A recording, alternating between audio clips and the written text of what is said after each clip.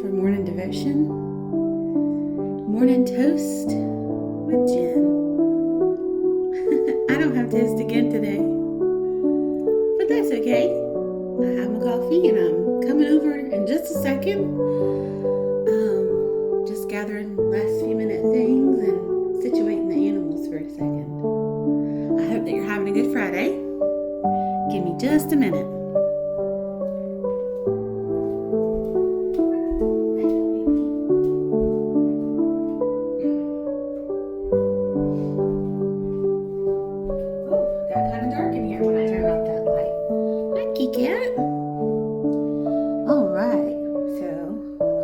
Early birding today. I love my coffee and I love Ray Dunn cups still to this day. I don't get every single one of them, just those that speak to me. So the author of this book is Paul David Tripp. I probably should have shared that from the get-go, but I had made a purposeful plan this year to read a full devotion every day. Not a full devotion every day, but read from a devotional every day. And I want to document it. Maybe someday when I'm gone, my kiddos will go back just to listen, to hear me read. So that's why I'm sharing.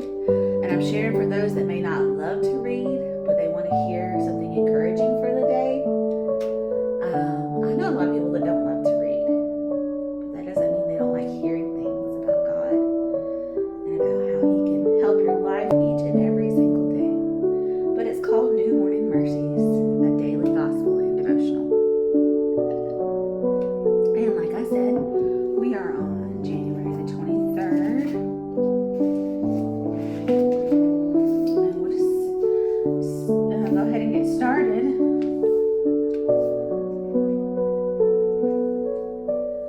Hope is not a thing, it's not a location, not a situation, not an experience. Hope is a person, and His name is Jesus. If you pay attention and listen carefully to what you and the people around you are saying, you will realize that we are hope obsessed. Day after day, the things we do are fueled by hope. Little third grader Sally. I love how still to this day when we're telling stories, we go back to little Sally or little Timmy. It's cute.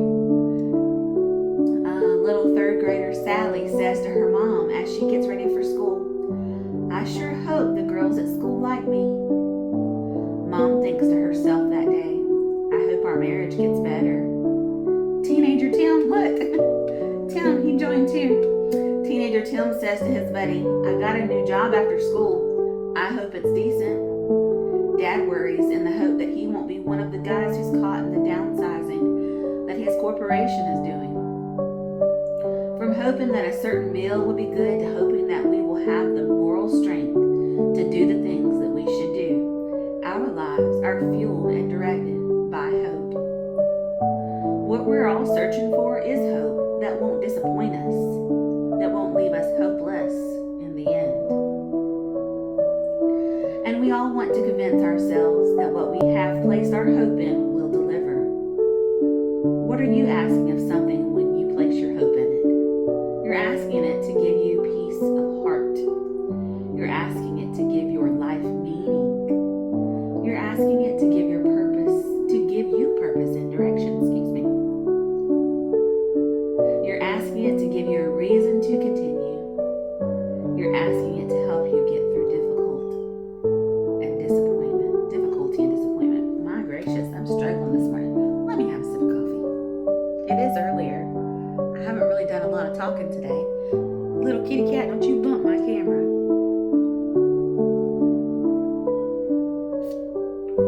Let me read that sentence again. You're asking it to help you to get through difficulty and disappointment. You're asking it to free you from envy or anxiety. You're asking it to give you joy in the morning and rest at night. Now that's a lot to ask of anything.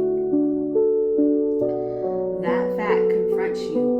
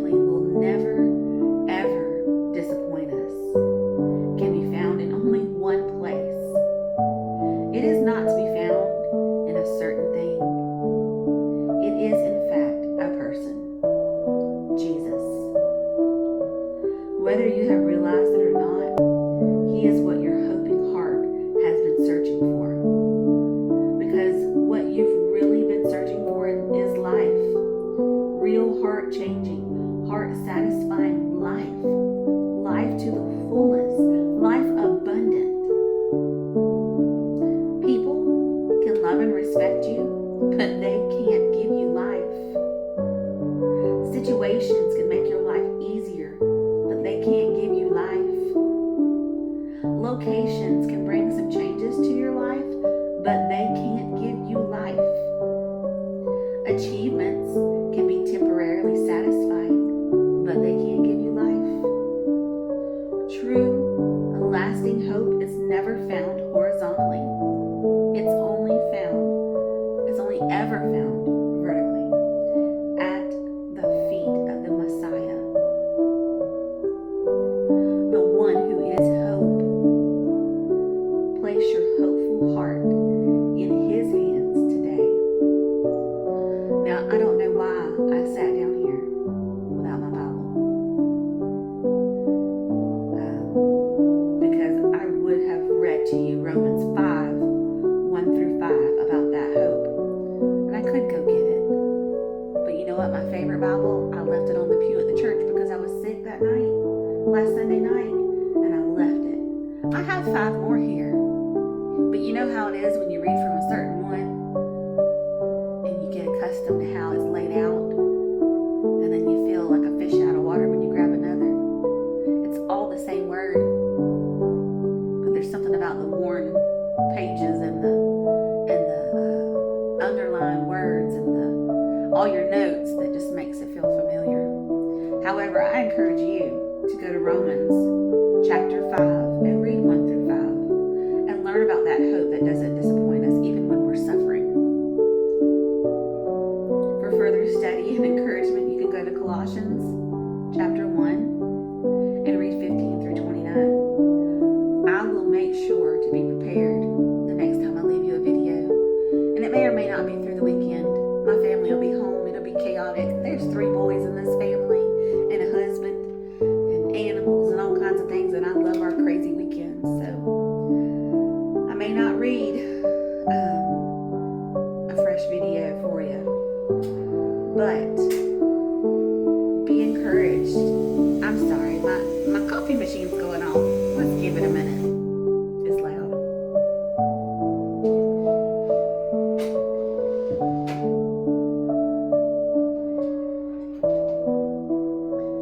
Be encouraged that there's a hope, and his name is Jesus, and he will never leave you, and he will never forsake you, and he is the hope that you need each and every day.